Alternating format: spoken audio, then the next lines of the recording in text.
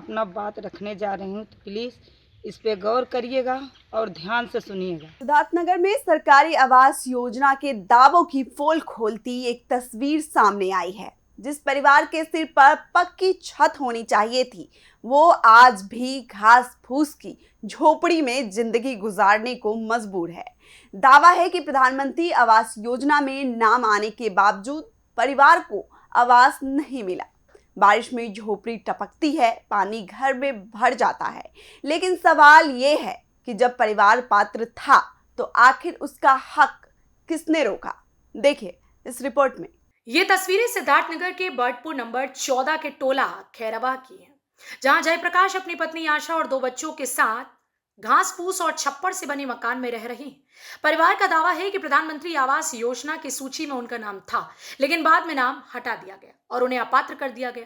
जयप्रकाश की पत्नी आशा का आरोप है कि अधिकारियों ने मौके पर पहुंचकर घर का निरीक्षण भी किया था और परिवार को आवास के लिए पात्र बताया था। इसके बावजूद आवास का लाभ नहीं मिला। परिवार ने ग्राम प्रधान और सचिव पर जाति पाति की भावना से प्रभावित होकर नाम हटाने का आरोप लगाया। हालांकि इन आरोपों की स्वतंत्र पुष्टि नहीं हुई। परिवार ने सोशल मीडिया पर वीडियो जारी कर अपनी समस्या सामने रखी। ग्रामीणों का कहना है कि परिवार के पास कोई दूसरा पक्का मकान नहीं है और लंबे समय से वो अपने छोटे बच्चों के साथ इसी झोपड़ी में रह रही है। मामला सर ऐसा है कि मैं आवास का पात्र हूँ। आवास हमें मिलना चाहिए। हमारी औरत जो है मुस्लिम है और मैं चमार हूँ, और इसी द्वारा हमारा आवास प्रधान जी भी मुस्लिम है, और इसलिए इस रंजिश के द्वारा हमारा आवास काटा गया है। इस मकान में मतलब मैं कितने इस दिन मकान में 9 साल से रहता हूँ सर, और हमारे 2 बच्चे हैं और हमारी वाइफ, हम 4 लोग इस मकान में रहते हैं। और पानी बरसता है सर तो घर में देखिए सब एकदम भर जाता है, पानी बरसता है तो सब चूता है मड़ी, और रात में नींद नहीं आता सब जब बारिश होता है तो। क्या इसकी शिकायत कहीं और किए हैं? सर इसकी शिकायत हम किए थे, तो कुछ लोगों ने कहा है कि आपको आवास मिलिए, आप मिलेगा, आप घबराइए मत। शिकायत किए हुए कितना दिन हो गया? शिकायत किए हुए हम 2-3 दिन हो गया। अपना बात रखने जा रही हूँ, तो प्लीज़ इस पे गौर करिएगा और ध्यान से सुनिएगा।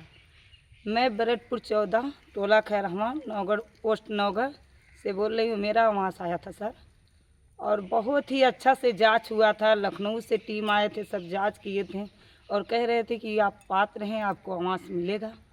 लेकिन कुछ लोग हमारे जो सेक्रेटरी सर थे यहाँ के, विमल कांत सर, आवास काट दिए। क्यों काटें? हमको जवाब चाहिए और हमें आवास मिलना चाहिए।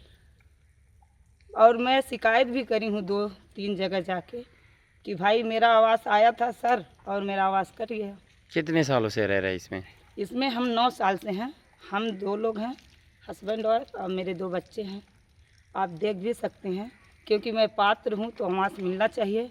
और विमल कांत सर एक बार जांच नहीं किए और हमारा आवास काट दिया। अगर किसी पे तो आपने प्रधान जी से शिकायत किया या कहीं और? अरे हम प्रधान जी से कह रहे थे तो कह रहे हैं कि आपको आवास नहीं मिलेगा। आप ही बताइए मुझे आवास क्यों नहीं मिलेगा? आप देख लीजिए। अगर मैं पात्र हूँ तो मैं यही कहना चाहती हूँ सरकार से और हमारे जनता से कि प्लीज़ आप लोग देखिए, अगर मैं पात्र हूँ तो मुझे आवास मिलना चाहिए। उन्हीं प्रकाश के मकान है। प्रकाश का? इनके पास और कोई मकान पक्का मकान? ना मकान है, ना खेती है, ना कुछ है। कुछ नहीं है। हाँ। कितने सालों से रह रहे हैं इस घर में? 9 साल 10 साल हुई है। 9 साल 9 साल से रह रहे हैं। हाँ। आवास के पात्र हैं ये? मिलना चाहिए आवास मिलना चाहिए इनको। उनके घर द्वार है ये नहीं है तो क्या है? आवास मिलना चाहिए इनको। फिलहाल सबसे बड़ा सवाल यही है कि अगर परिवार सरकार की मानकों के अनुसार पात्र था तो आखिर उसका नाम आवास सूची से किस आधार पर हटाया गया? क्या पात्रता की दोबारा जांच कर परिवार को प्रधानमंत्री आवास योजना का लाभ मिलेगा? अब देखना होगा कि प्रशासन इस मामले में क्या जांच करता है और गरीब परिवार को उसका हक कब मिलता है। इस खबर में फिलहाल इतना ही। देखते रहिए यूपी की बात।